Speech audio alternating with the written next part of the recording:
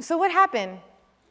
Because somehow there's a lot less of Amin's family and more of my family and your families. Some of you are going to talk about how you are from that same hometown that your families have come from for generations. And what happened? I mean, we all know, right? We all know that one of the largest genocides in the world took place right here. And I'm not talking about just Pennsylvania. I am talking about the largest genocide happening up and down the Americas. Up and down the Americas. So genocide is taking place.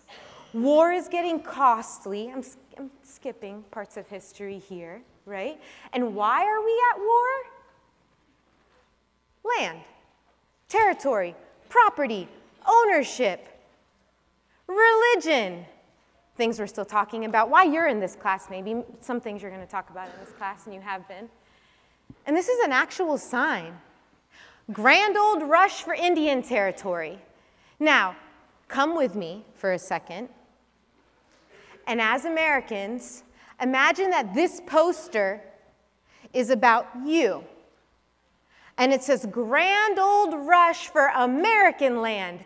And Chinese people are coming across into the borders. And this is what's being advertised while they're on the planes. These are the flyers that are getting sent through their emails. This.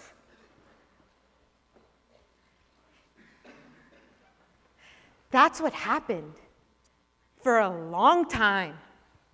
Go back to the map with the colonies. Yeah. So this Ohio River Valley, this so-called like blank area, that was the Middle West. That was the grand old rush to the West and those territories. But people were there.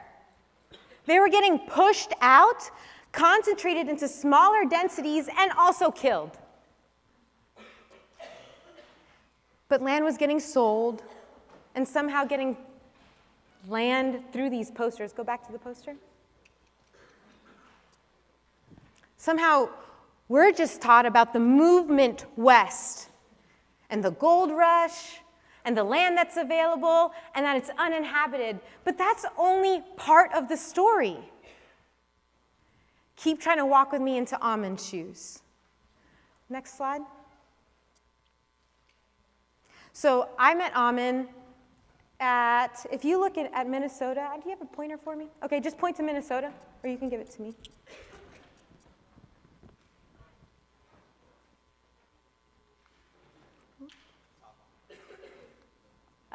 Yeah, there, thanks.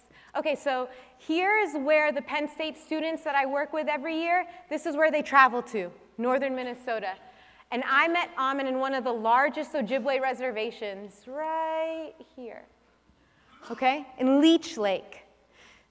Most natives today, yeah, they mostly live off the reservation. I mean, there's a lot of territory off reservation. But this is what happened. The genocide, the land takeover, the Dawes Act, the Trail of Tears, and what Andrew Jackson did. Every tribe had a Trail of Tears, y'all. It wasn't just the Cherokee. Every president had to deal with the Indian problem. Indian problem. Indian problems. Gotta get smaller. Gotta cost less money. So Amin and I met up here, Leech Lake Reservation.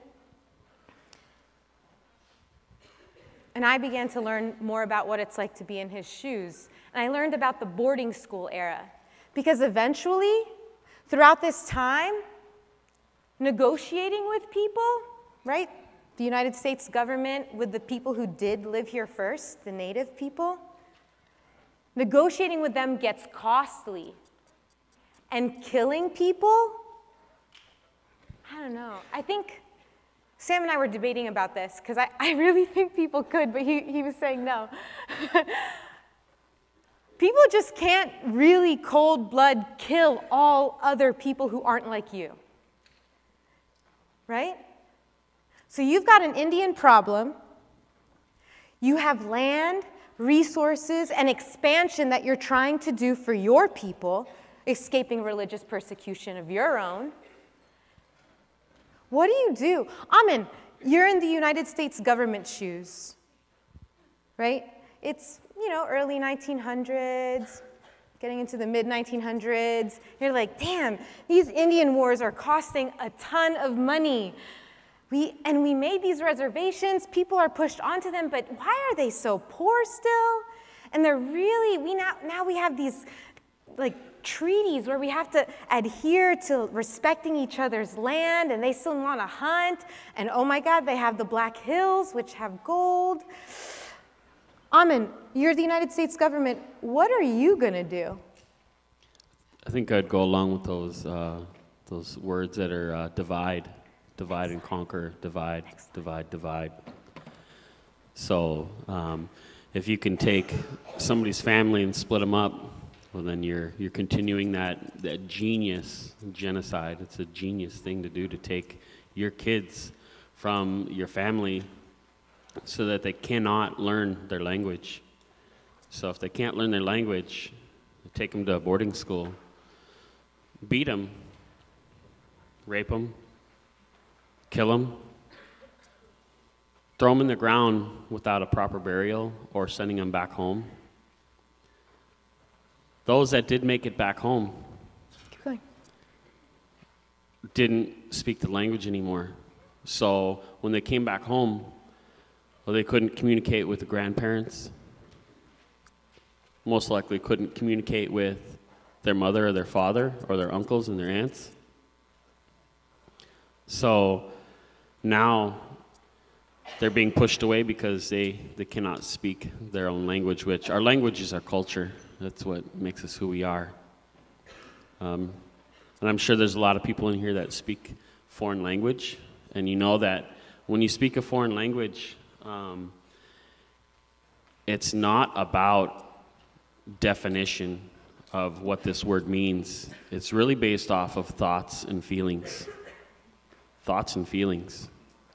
So if you take the language away, you're killing that part of our people with just the language alone, and then the customs to live civilized. Civilized.